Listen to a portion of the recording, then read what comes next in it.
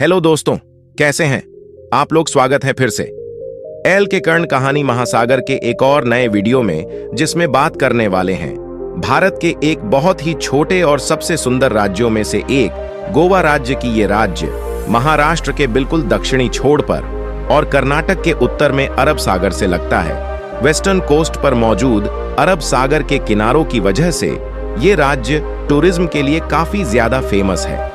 ये अनोखा राज्य क्षेत्रफल के मामले में भारत का सबसे छोटा राज्य है और जनसंख्या के मामले में भारत का चौथा सबसे छोटा राज्य माना जाता है। गोवा राज्य पर कैपिटा जीडीपी के मामले में पूरे भारत के अंदर पहले नंबर पर आता है।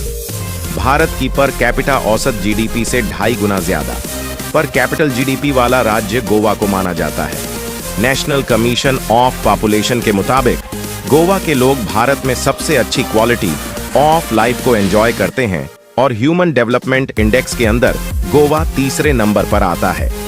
गोवा में रहने वाले नेटिव लोगों को गोवन कहा जाता है। 2011 की जनगणना के अनुसार गोवा में करीब 1,50,00,000 लोग रहते हैं। बाद गोवा ही वो चौथा राज्य है जहां पर सबसे कम जनसंख्या पाई जाती है।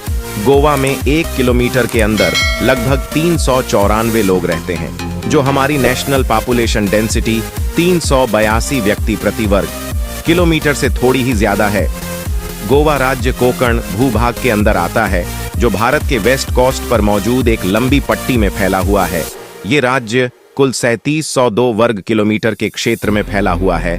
इस राज्य में 107 किलोमीटर लंबी कोस्टल लाइन मौजूद है, जो दुनिया भर के टूरिस्ट को अट्रैक्ट करती है। गोवा राज्य को 30 मई 1987 को बनाया गया था।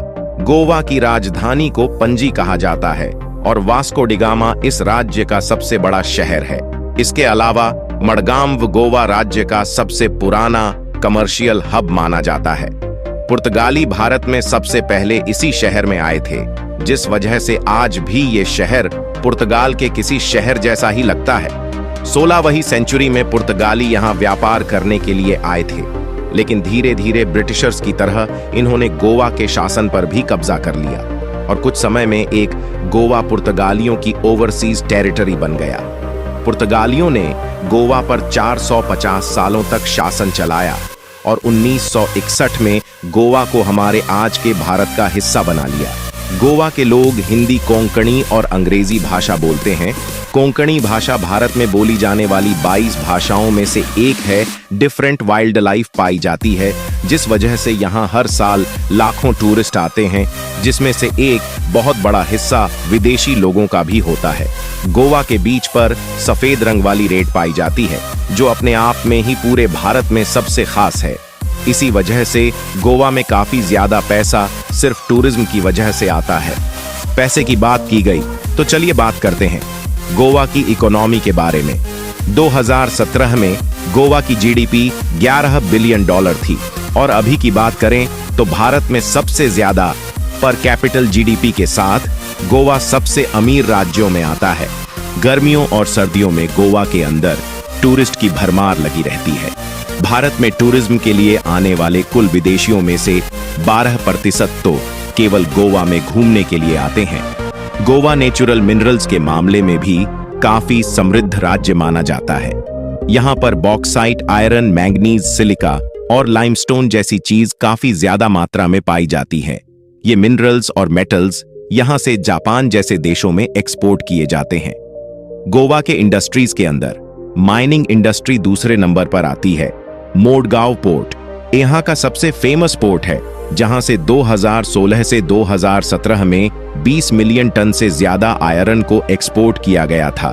यहाँ जिन लोगों को काम नहीं मिल पाता, वे ज्यादातर लोग खेती करते हैं, जिसमें सबसे ज्यादा इस राज्य अंदर चावल की खेती है। भारत में काजू और नारियल की खेती भी सबसे ज्यादा तटीय राज्यों में की जाती है, जिसमें से गोवा भी एक प्रमुख उत्पादक राज्य है। आज की वीडियो में इतना ही। वीडियो पसंद आया तो लाइक कीजिए। अगर अपने शहर के बारे में वीडियो चाहते हैं तो एल के कर्ण कहानी महासागर को सब्सक्राइब कर लीजिए और कमेंट में अपने शहर का नाम लिखकर जरूर बताएं। Thanks for watching.